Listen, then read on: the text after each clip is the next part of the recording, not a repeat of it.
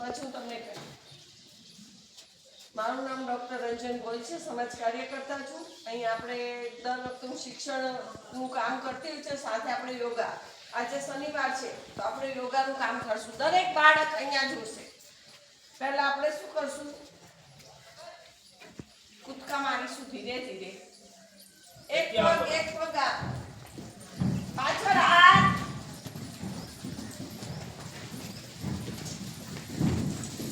બસ હવે એક બે ત્રણ ચાર. એક બે ત્રણ ચાર. એક બે ત્રણ ચાર. મજા આવે ને? આવે કે નહીં આવતી મજા?